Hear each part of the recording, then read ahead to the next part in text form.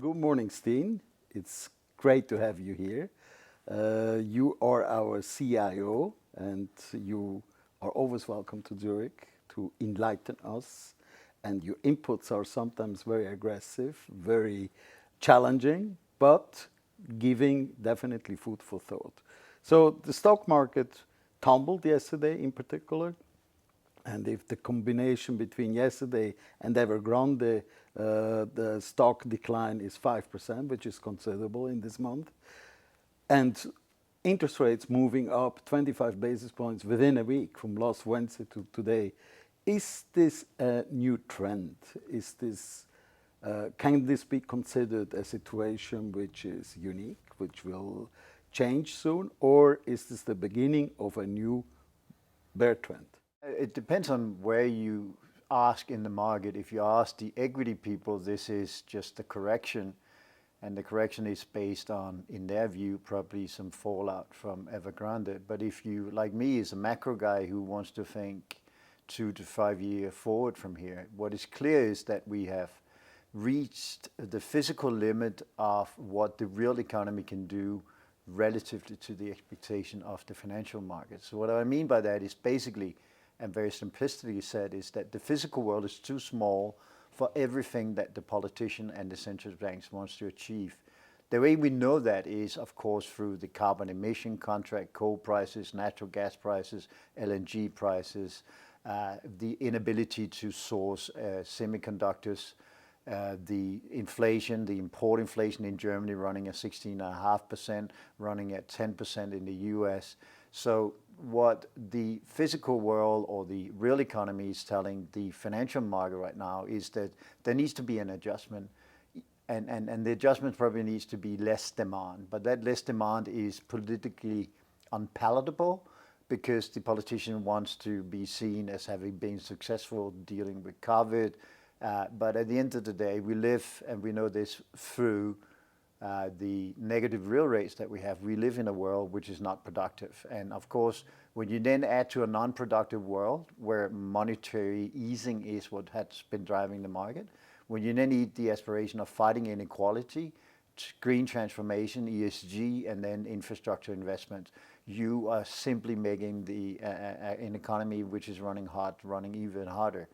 The irony, however, and to the point in your question, it is a new trend, and it's something that probably will be with us for a while, because the inflationary expression that we see right now is really just telling us that there isn't enough resources, there isn't enough infrastructure, there isn't enough containers, there's not enough last mile delivery. In the UK, there's not enough lorry drivers. So it's kind of interesting that, at least for me, and certainly for you as well, who's been in the market more than 30 years, it's probably the first time since the 1970s where the physical world is too small for everything that goes on in the financial market. So I actually think, and my bottom line answer is that the financial world is spectacularly naive in how they assess this. I mean, in Bank of America's monthly manager report, 69% of all investors thought the inflation was transitory. I mean, I talked to hundreds of business people during a month. There's not a single one who buy the concept that is transitory. So really what's going on, Tony, is that we see the real economy biting the financial markets. So with other words, inflation will come, will evolve, will increase, interest rates will move higher, and as a consequence, potentially leading to believe that equity market is going to continue to correct lower.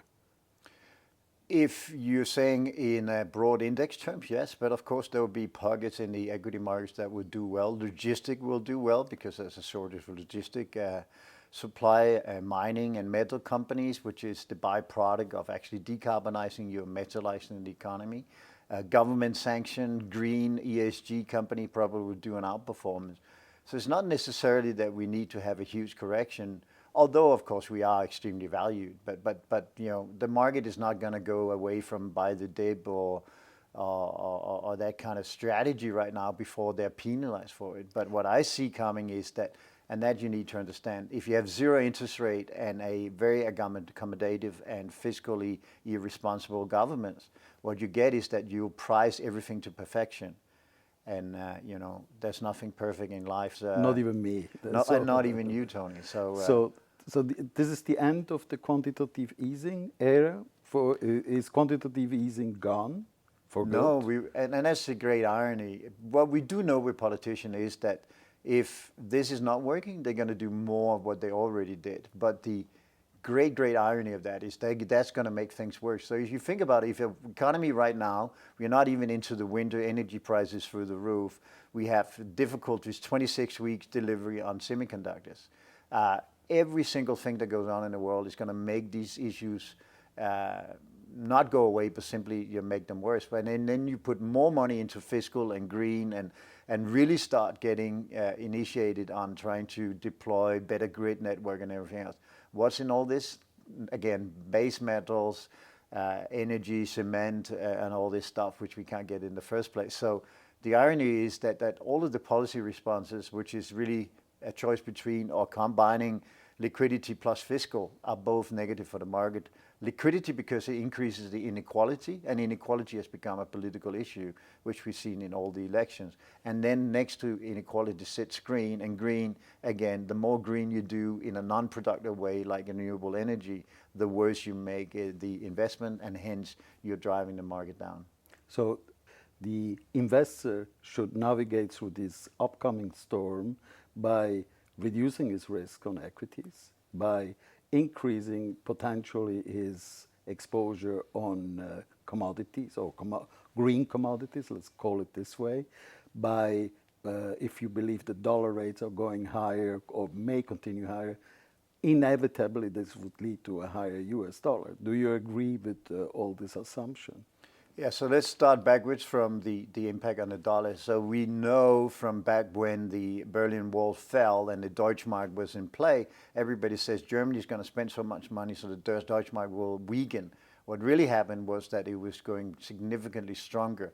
And the reason for that is pretty much a tenet by Joe Soros that says that if you run a very tight a very loose fiscal policy, and you combine it with a relative restricted monetary policy, you get an increased strength in the currency. Of course, you can argue right now that the US is not in a position of having a restricted policy, but the next 1 to 2 years is indicated by the Federal Reserve to be tighter. So in the US, you have the biggest fiscal boost in history, and you're combining that with a more restricted monetary policy. Everything being equal, as we economists like to say, that will lead to a stronger dollar. And in terms of there are great opportunities in the market. It's not like we need to get down to the bunkers and get very negative. But what we do need, which is different from the last 20 years, is that you need to include in your portfolio additional asset classes. So if the market would and starts to fall aggressively, the only asset left in the portfolio on Saxo platform is really to be long volatility ETFs. ETFs is like a volatility ETF is similar to having a fire insurance on your house. You need that, and you need a minimum. In our calculation, you need between 3 and 5% of your portfolio. As you say, you need exposure to commodity because at the bare minimum, you are saved in terms of the inflationary impact from that. And you certainly need at least 20% real estate. All of which I'm now referring to is really, as you know, the 100-year portfolio, which we designed, based on the inflation theme already back last year. And it's working really well with a very high Sharpe rating. So the point here being, you don't need to be 100% in equity to have a portfolio return. You can actually go back to the good old days where you had a diversified portfolio with additional assets. What is new for a lot of people who see this interview is, how do I buy a volatility? How do I buy a commodity index? And inside the commodities, what do I buy? So generally, as a rule, buy what is called midterm ETFs in volatility, not the VIX, which everybody looks at, but buy further back in the curve. And on the commodity side, you need to be buying an index which have positive carry. So the construction of the indexes, but anyone who's interested in what we talk about now, of course, should just contact you and your team here in Switzerland. What about safe haven? What about gold? What about the traditional safe haven like gold and Swiss franc and yen, the Japanese yen to some extent? Would you recommend to investors to have part of their portfolio in that safe haven? Of course, Swiss franc for a Swiss investor is a natural sort of home bias, but for an international investor, I mean, the hedge fund, which is called the SMB, will have a huge negative drawdown if we are right about the equity market and inflation. So I don't think that that's the most credible central bank in the world being run like a hedge fund. So I don't think for a foreigner it makes sense. In terms of the safe haven is actually back to the last question, is being diversified. You know, the concept that you can buy a single asset or single stock that will take care of you is just simply wrong. You have to remember, Tony, that 95% of your return is how you allocate your assets. So it's more important whether you have 35 or 50% equity basically in the upside, but in the downside, you also need the protection. And what we've done with 100-year portfolios, we got an equity exposure of 35%. That sounds very low, but that portfolio is still up 19% year to date, so it's not like it can't perform. What about gold? Do you have gold in your exposure? We have gold in exposure under the commodity. Of course we do. So I think it's a 10% gold in the portfolio. We don't have silver because silver is a more industrial metal, so we put that into the commodity basket, which we buy to get a carry for. But gold is certainly a valuation. And of course the outlook of gold with a stronger dollar is to the downside, but the outlook on higher inflation rate. And I think for the record, I think there'll be like a catch-up effect on inflation, where people right now think it's going to slow down from base effects. I actually think it's going to accelerate further. I think we have a high risk of seeing a 6-7% nominal CPI before it comes down. So I think everything being equal, I think gold has a little bit of a downside here, maybe $50, $100 more from here. But I remain very confident on both that and silver long term, because ultimately this isn't what you need. And of course, silver classically is correlated more to the manufacturing cycle and the overall global PMI, and the global PMI right now is collapsing. So, you know, when that picks up again, it will pick up as well. But a little bit defensive if I was to trade short term. But again, Tony, I don't trade short term because you're in a 100-year portfolio, we reallocate every month. So it means that if gold is in at 10% and it comes down, I have to buy it. If gold is up, I have to sell it. And I think that is really, you know, after 30 years doing this job, I'm not trying to second guess what my portfolio is doing to me. I'm just staying with the portfolio because I know it should and will be able to weather all kind of conditions, whether that's high inflation, low inflation, high growth, low growth, or, you know, even stagflation. What about PGMs like platinum and palladium? Do you have a take there? I mean, they came significantly under pressure because of the shortage of chips, leading to a disruption on car manufacturing. Do you see car manufacturing expanding again? Would you buy platinum or palladium on dips if it dips further? What is your take there? My take is I will buy them now and I'll continue to add to it. So generally when I go into position, I split it into at least 3 different entries. So I think palladium and platinum are getting extremely cheap, relatively speaking. Iron ore is becoming massively cheap relatively because of the change of policy in China. I generally think the whole metal space is in a good position because you have to remember again, the policy response will be to focus more on electric vehicles and renewable energy ultimately. That it is, you know, right now not feasible and doable because of the lack of semiconductors is not the issue. It only means the government's going to throw more money at it. So I think there is a break. But if you look at and you know the way we analyze equity markets and value in these different sectors is through basket. If you look at the performance year to date, what's interesting is that green transformation is doing extremely poorly. So green transformation basically is another way of rephrasing your car, but because, you know, electric vehicles has more semiconductors than a combustion engine vehicle. So, you know, green transformation is doing poorly this year, despite the fact that it is the single biggest political project. You were mentioning China with Evergrande. Is Evergrande a grande problema for the rest of the world, or is it isolated for China, or can we expect a spillover? Will it impact eventually the other markets, global financial markets? What is your take there?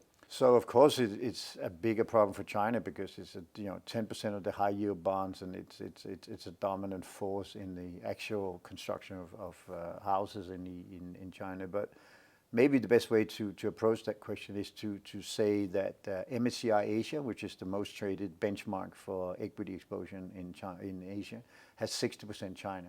So if 60% of all investments that goes into MSCI, so where we trade the S&P 500 or DAX as a benchmark, they trade MSCI Asia in Asia. So a vast majority of the money that sits in Asia will be invested into China. So of course it's an issue, and there will be spillover effect because those same investors is also the marginal buyer of Apple and other stocks. So I find it quite amusing that a lot of people, including my own team, continue to say this is not a Lehman moment. The point is, no one knows whether it's a Lehman moment or not. What we do know is that if you look at the actual data, that it's a huge component of both the high yield market and the ACI Asia.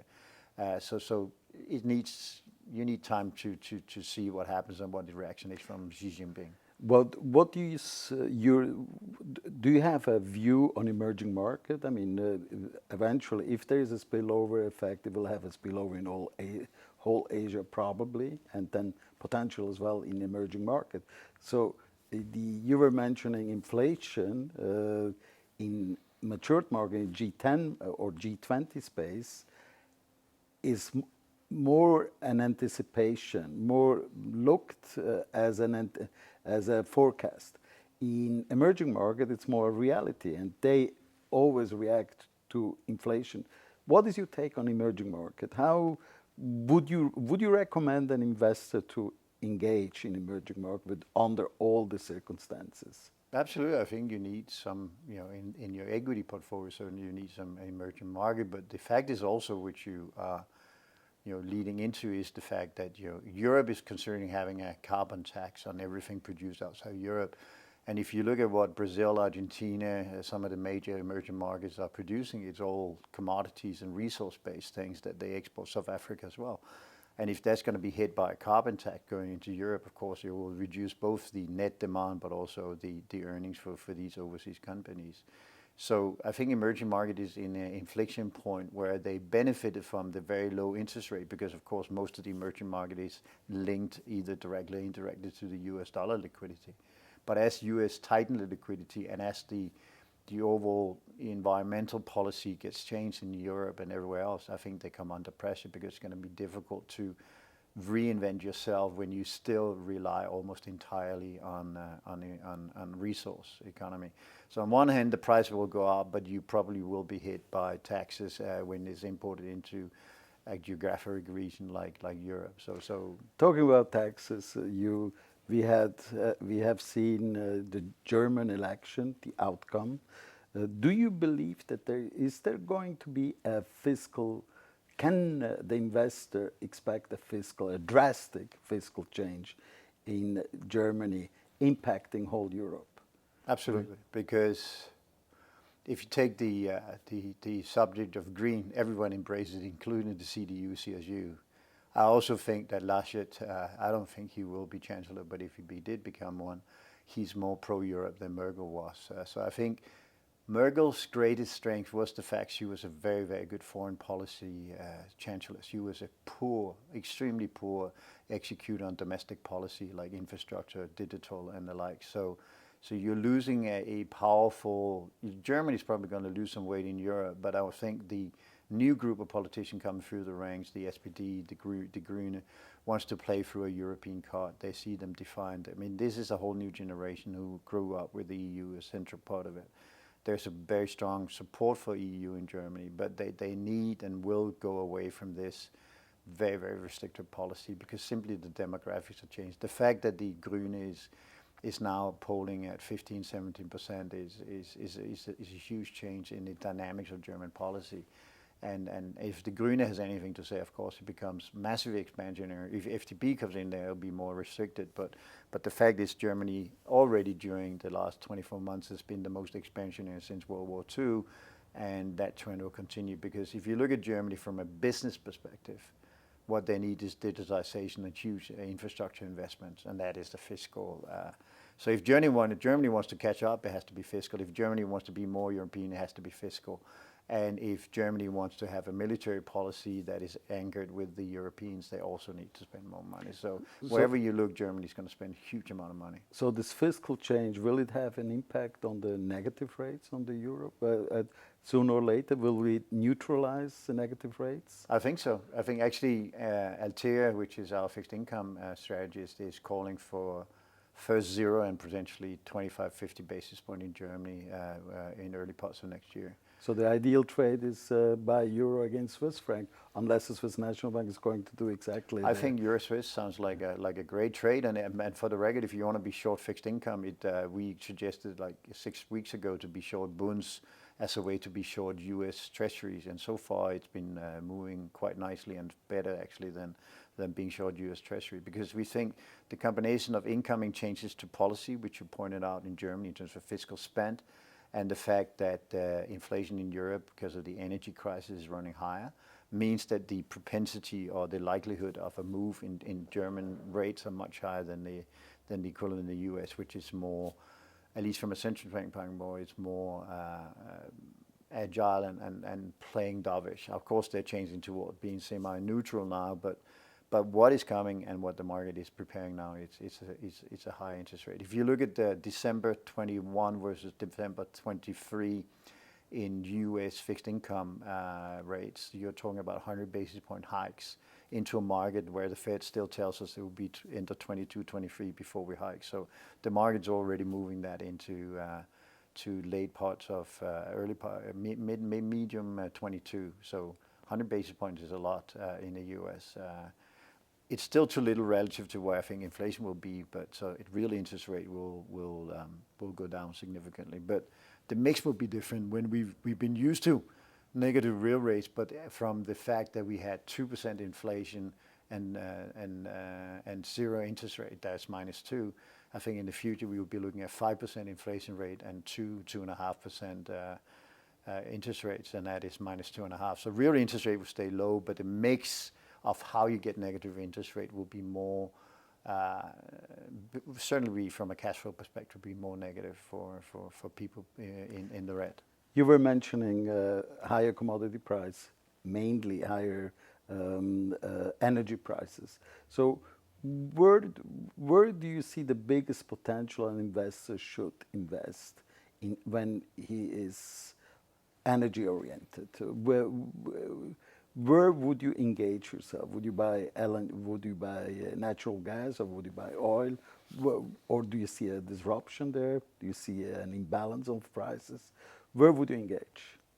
So LNG is the fast growing market because of course it's the substitute that you can bring ashore for the LNG ships around the world, and there's a limited capacity in LNG ships. So that is probably one way to do it. But another way to look at it is that the base load, anything that creates base load, so the always on electricity generation is going to be important. So what we see it with, of course, it becomes somewhat of a speculative, but uranium has been flying as well. But I think all energies. So the point is, if you want to solve the climate challenge, then you need all of the resources. You need cleaner energy coming from fossil, and you need better economics coming from alternative energies. And certainly you need a better grid worker. So if you allow me to say energy in a wide space, I think it's actually infrastructure, grid, and building out stations for these 20-30% of cost is going to be electric. That's going to be a far bigger play than energy. But I have no problem seeing oil at $100 and even $120 in its scenario, because we are, countries like Angola is producing significantly below both their 5-year average and their quota. And the OPEC seems able, we see next week, but OPEC seems willing to continue this policy of relative restricted supply. The US onshore is getting smaller and smaller, and the demand is getting bigger and bigger. And right now, as we sit here, the natural gas utilities are switching to oil to burn. So you have a big demand on oil coming from the excess prices of natural gas. Natural gas prices in LNG price terms, they trade $175 equivalent in WTI. So huge amounts of substitution going on in this market, which is going to make the oil market bid, which is again, it's going to, and again, Tony, we're sitting here in September. We're going to have a frosty winter. It was 20 degrees yesterday in Zurich, right? The electricity consumption now relative to where it is in February is significantly less. There is less storage, both in gas and in oil, that we've seen in a long time. And all of these companies in that energy sector doesn't have the ability to increase capacity, because they are under this rule of ESG, which means that brownfielding and greenfielding and new exploitation is very, very small relatively to the total need that we have, because they're simply not complying what is the political narrative. Of course, the reality should be they should be allowed to do it in a better, more climate-friendly way, but it's not. And even the company's own board seems unwilling to actually do it. On top of that sits the fact that the central bank keeps telling me it's transitory, right? So you have transitory as a lie, and then you have the fact that ESG becomes a legal and compliant issue for many of these companies to increase capacity, meaning that the world is going to be short and short of energy, and in particular Europe. Interesting. So on a complete different note, what is your take on cryptocurrencies? So should investors orient themselves? Should they be involved in cryptocurrencies? I mean, everybody talks about cryptocurrencies, but I don't know large investors really being into it, large private investors. There are some institutions, some comments made by Jamie Dimon from JP Morgan saying, I don't believe in Bitcoin. This is the biggest joke on one hand. On the other hand, he gives a facilitation to all his wealth management to serve asset managers for cryptocurrencies. So what is your take there? So, just to disclaim, in the 100-year portfolio, we have a 7% allocation to crypto, which is very high, but it's really based on, from my perspective, optionality. So, I don't think Jamie Dimon or anyone else knows what will happen ultimately in crypto, because, what needs to happen is a commercialization of the blockchain. We need a user case, we need blockchain to take off. When blockchain takes off, they need a currency to pay for the business of doing, blockchain transaction, and that is the cryptocurrency. So, and will it be Bitcoin or Ethereum? The point is that we don't know yet. But just to put it into perspective, it's definitely not going to be Bitcoin, because the scale and the way that the white paper defines Bitcoin doesn't allow it to be really a commercial. It's more a store of value. And then you move into the next iteration, which is something like Ethereum. But Ethereum also have a scale issue. They can do very few transactions relatively to a Visa or a MasterCard. And on top of that, they have huge environmental bills attached to it, which is also the case with Bitcoin. So we are really into already the third iterations of cryptocurrencies, which have scaled, has a decentralized and less energy intensive confirmation. You have envelopes that is loaded. You have KYC compliance cryptocurrencies. Some of them, Cardano, Polkadot and others, is in that space. So I don't think that it's there yet, but I think what will drive cryptocurrency forward is regulation, it is scale, and it is in the environmental premium that is on the currency. And if that can happen in a world where we get more commercialization, then I think we're fine. But for me, it's just an optionality on having one an exposure to something that trades 100% volatility, which is always interesting for a portfolio. And secondly, it is having a technology bet on the fiat money. I mean, people say Bitcoin. Jamie Dimon says Bitcoin is worthless, but what is fiat money then? Do you know what it says on a $1 note in the U.S.? In God we trust. Yeah, so you better believe in God, right? Otherwise, you're not having any other collateral. So is in God we trust as a statement for the collateral value of a dollar note? Is that way different from a belief that either crypto is worth a lot or crypto is worth nothing? No, it's not. It's a belief system which is driven by essentially what we in strategy call network effects. More people who use it, the more value it has. And clearly, cryptocurrencies have reached a critical mass. That's also why Jamie Dimon needs to reverse course and do crypto. Whether that can build on that network effect to an extent where it goes to be used further is questionable. The analogy I always use is the Nokia phone. You and I remember the first Nokia phone. It was nice. They had text messages and everything else. They had a market share of 70% or something at the time.